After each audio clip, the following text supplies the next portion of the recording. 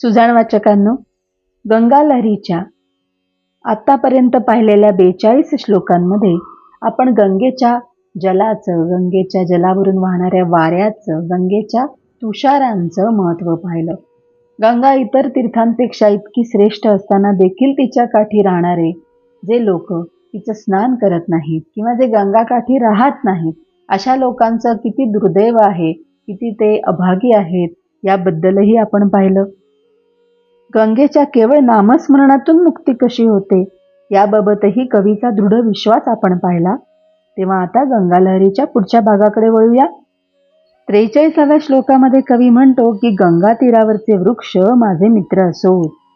ते कसे? नरान्मूढांस्तांस्तत्त जनपद समासक्त मनसो हसंत सोल्लासं विकच कुसुमव्रात मिशतः उनानाः सौरभ्ये सतत मलिनो नित्य मलिनान् सखायो नः सन्तु त्रिदशतटिनीतटीरतरवः. अर्थात, हे माते, तू जिथे नाहीस अशा देशात आसक्त होऊन राहणाऱ्या मूर्ख पुरुषांना आपल्या प्रफुल्ल पुष्पांच्या मिशांनी आनंदपूर्वक उपहास करणारे आणि जन्मापासून कृष्णवर्ण अशा भ्रमरास आपल्या पुष्पांच्या सुगंधाने निरंतर पवित्र करणारं जे गंगा तीरावरचं वन आहे, म्हणजे जे वृक्ष आहेत, ते आमचे मित्र असोत. थोडक्यात सांगायचं तर गंगा तीरावरचे जे वृक्ष आहेत त्यामध्ये पुष्पवाटिका आहे, त्यावरती लोभावणारे भ्रमर आहेत. अशा सुंदर पुष्पवनापासून असे लोक वंचित राहतात की जे गंगा तीरावरती राहत नाही. त्यांना कवीने मूर्ख म्हणून संबोधलेलं आहे. हर गंगे भागीरथी. 44वा श्लोक सांगतो की गंगेच्या केवळ नामस्मरणाने मुक्ती मिळू शकते. ती कशी? यजन्त्येके देवान् कठिनतर सेवांस्तदपरे वितानव्यासक्ता यमनियमरक्ता कतिपये अहं तु त्वन्नामस्मरणकृतकाम श्रीपथगे जगज्जालं जाने जननी तृणजालेन सदृशं. म्हणजे, हे गंगे, कितीतरी लोक ज्यांची सेवा अतिशय कठीण आहे अशा देवांचं पूजन करतात. कितीतरी लोक यज्ञकर्मामध्ये आसक्त होतात.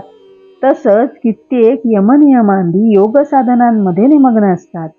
हे त्रिपथगे जानवी, मी तर तुझ्या नामस्मरणानेच पूर्ण मनोरथ होऊन सर्व जगज्जाला तृणासारखे मानतो.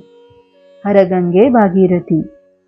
गंगेच्या शिवाय पातकी लोकांचा हितकर्ता कोणीच नाही हे 45व्या श्लोकामध्ये कवीने सांगितलंय. ते असं: अविश्रांतं जन्मावधि सुकृत जन्मार्जनकृतां सतां श्रेयः कर्तुं कतिन कृतिनः सन्ति विबुधाः निरस्तालम्बानाम् अकृत सुकृतानां तु भवतीं विनामुष्मिन् लोके न परमवलोके हितकरम्.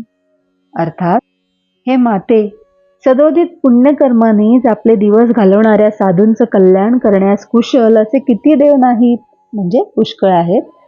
परंतु पुण्य न करणाऱ्या निराधार लोकांचे परलोकी हित करणारे तर तुझ्या वाचून अन्य कोणीच मी पाहत नाही. भावार्थ असा की पुण्यशील लोक असतात त्यांचं देव कल्याण करतात, पण पुण्य न करणारे असेही जे निराधार लोक असतात त्यांचं हित मोठ्या मनाने पाहणारी ही गंगा नदी आहे. हर गंगे भागीरथी. 46वा श्लोक. कवी जणू स्वतःला लहान मूल समजून गंगेला प्रार्थना करतोय की तिने त्याला आपल्या मांडीवरती निजवावं. ते असं: पयं पीत्वा मातस्तव सपदीयात सहचरैर विमूढैः सरन्तुं क्वचिदपि न विश्रान्तिमगमम् इदानीमुत्सङ्गे मृदुपवनसञ्चार शिशिरे दुन्निद्रं मां सदय हृदये शायय चिरम्. म्हणजे, हे गंगे, तुझं उदक प्राशन करून लागलीच अतिमूर्ख अशा मित्रांसवे क्रीडा करायला अनेक ठिकाणी गेलेला मी कुठेही विश्रांती पावलो नाही. यास्तव हे सदय हृदये माते, आता तू मंद वाहणाऱ्या वायूच्या संचाराने शीतल अशा आपल्या मांडीवर फार वेळ निद्रा न आलेल्या मला चिरकाल निज. भावार्थ की कवी गंगेच्या काठावर राहत असून सुद्धा मूर्ख मित्रांच्या संगतीमुळे वेळेचा अपव्यय करत असतो, पण तरीही कुठेही त्याच्या मनाला समाधान मिळत नाही. ते समाधान, ती विश्रांती, मनाची विश्रांती ही गंगेच्या शीतल जलामध्ये त्याला बालकासमतीला शरण गेल्यानंतर मिळेल अशी त्याला खात्री वाटते. हर गंगे भागीरथी. 47व्या श्लोकामध्ये कवी गंगेला प्रार्थना करतोय की बधानद्रागेव द्रडिमरमणीयं परिकरं किरीटे बालेन्दुं नियमय पुनः पन्न गगनैः न कुर्यात्स्त्वं हेलाम् इतरजनसाधारणतया जगन्नाथस्यायं सुरधुनीसमुद्धारसमयः. भावार्थ असा की हे गंगे, जगन्नाथाचा हा उद्धार करण्याचा समय आहे, म्हणून तू अतिसुंदर अशा आपल्या कटिप्रदेशाचं लवकर बंधन कर आणि किरीटाच्या ठाई सर्पांच्या समुदायांनी बालचंद्राचं घट्ट नियमन कर. एखाद्या साधारण मनुष्याप्रमाणे तू माझी अवहेलना करू नकोस. म्हणजे अगदी कंबर बांधून तू माझ्या मदतीसाठी ये, माझा स्वीकार कर, अशी कवीची प्रार्थना आहे. हर गंगे भागीरथी. 48व्या श्लोकामध्ये कवींनी गंगेच्या स्वरूपाचं नित्य ध्यान केलेलं आहे. ते असं शरश्चंद्रश्वेतां शशिशकलशुभ्रीलमुकुटां करैः कुम्भाम्भोजे वरभयनिरासौ च दधतीं सुधाधाराकाराभरणवसनां शुभ्रमकर हितां त्वां ये ध्यायन्त्युदयति न तेषां परिभवः. अर्थात, हे देवगंगे, शरद ऋतूतल्या चंद्रासारखी शुभ्र वर्ण, चंद्राची कोर आणि शुभ्र सर्प म्हणजे शुभ्राल या मुकुटावर धारण करणारी, 4 हातांनी कुंभ, कमळ, वर आणि अभय यांना धारण करणारी, अमृताच्या धारेप्रमाणे शुभ्र जिची वस्त्र आणि भूषण आहेत आणि शुभ्र महामत्स्यावरती विराजित अशा तुझं जे ध्यान करतात त्यांचा अनादर कुठेही होत नाही. गंगेसाठीची ही विशेषणं वापरली आहेत. शुभ्र वर्ण हा एक सामायिक विशेषण म्हणून इथे वापरलेला आपल्याला आढळतो. हर गंगे भागीरथी. श्लोक 49. गंगेला आपलं शरीर सौख्य वाढवण्यासाठी कवी विनंती करतोय. हा थोडासा चमत्कृतीयुक्त श्लोक. दरस्मित समुल्ल सद्वदन कांती पुरामृतैर भवज्वलन भरजितानि शमुर्जयन्ती नरान् चिदेक मय चंद्रिका च यच्चमत्कृतिं तन्वती करोति मम शंतनो सपदि शंतनो रंगना.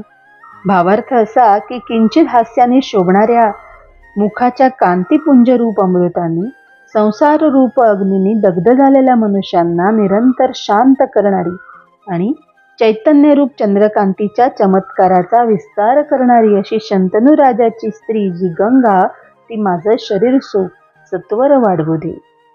म्हणजे गंगा कशी आहे तर किंचित हास्य तिच्या मुखावरती शोभत आहे, त्यामुळे तिची कांती आणखीनच वाढलेली आहे.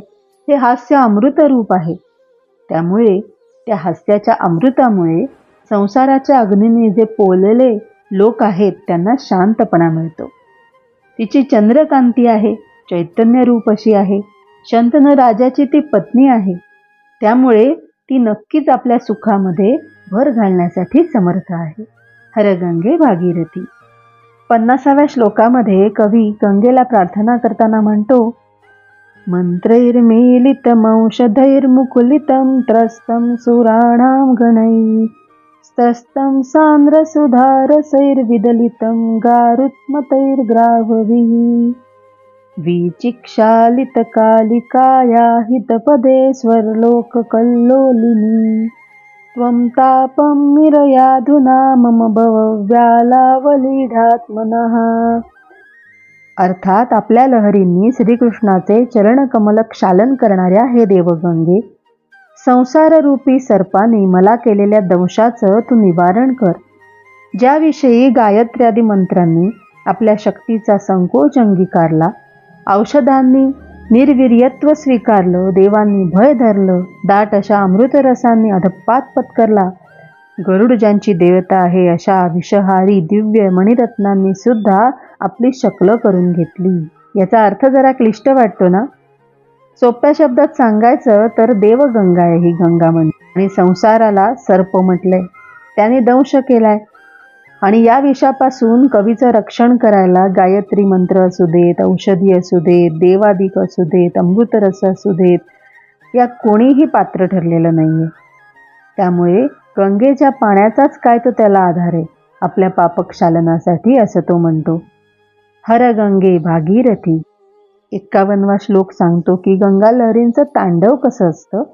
द्यूते नागेंद्र कृती प्रमथ गणमणी श्रेणी नंदिंद मुख्यम सर्वस्वं हारयित्वा स्वमथ पुरभिदी द्राक्पणी करतुका मे साकृतं हेमवत्या मृदुलहसितया वीक्षितायास्तवांब व्यालोल्लोलासि वल्गल्लहरिनटघटी तांडवं नः पुनातु. अर्थात जेव्हा द्यूत खेळताना शंकराकडून पार्वतीने वासुकी, गजकर्म, प्रमथ नावाचे शिवगण, रुद्राक्षमाळा, नंदी, चंद्र इत्यादी जणू सर्वस्व हिरावून घेतलं, तेव्हा महादेवानी एकाएकी आपल्या देहाचाच पण लावावा अशी इच्छा दर्शवली असता मंद हास्य करणाऱ्या पार्वतीने असं म्हटलं की या गंगेला आधीपणामध्ये जिंकून घ्यावं. अशा अभिप्रायाने सकौतुक तुझ्याकडे पाहिलं असता. त्यावेळी तुझ्या चंचल उंच उसळणाऱ्या एकमेकीत मिसळणाऱ्या लहरींचं मस्तकावर घागर घेऊन नृत्य करणाऱ्या नटासारखं जे तांडव नृत्य झालं ते आम्हाला पावन करो. थोडक्यात सांगायचं तर शंकर आणि पार्वती द्यूत खेळत आहेत. पार्वतीने त्यांच्याकडचं जवळपास सगळं जिंकून घेतलंय, पण अजून गंगेला जिंकता आलं नाही. गंगेला आपण जिंकावं असं सापत्न भावापोटी तिला वाटतं खरं, पण त्यावेळेला गंगा लहरी तांडव सुरू करतात. हर गंगे भागीरथी. आणि सर्व गंगा लहरींचा चरम असा 52वा श्लोक. या श्लोकामध्ये पंडित जगन्नाथरायांनी गंगेला आर्ततेने प्रार्थना केलेली आहे ती अशी. विभूषितानंगरी पुत्तमांगा सद्यकृतानेक जनार्तिभंगा मनोहरोत्तुंग चलत्तरंगा गंगा ममांगान्यमली करोतु.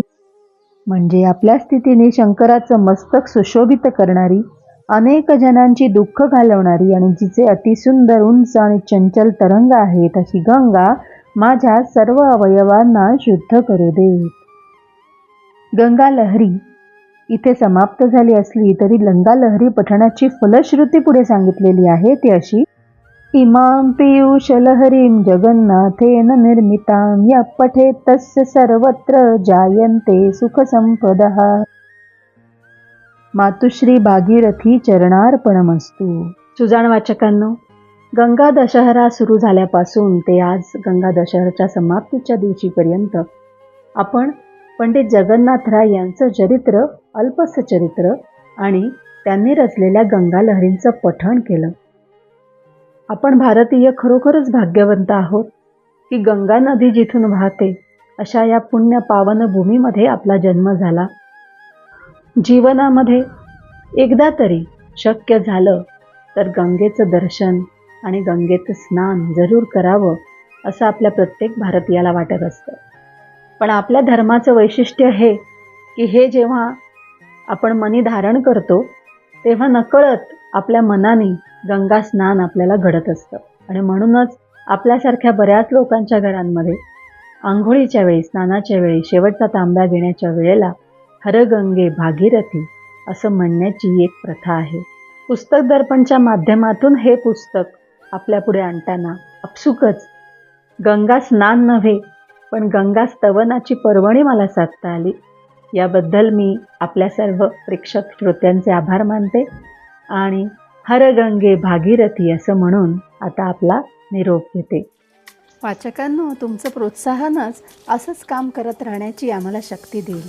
त्यामुळे शेअर, लाईक, सबस्क्राईबचं टॉनिक तुम्ही आम्हाला जरूर द्याल अशी खात्री आहे.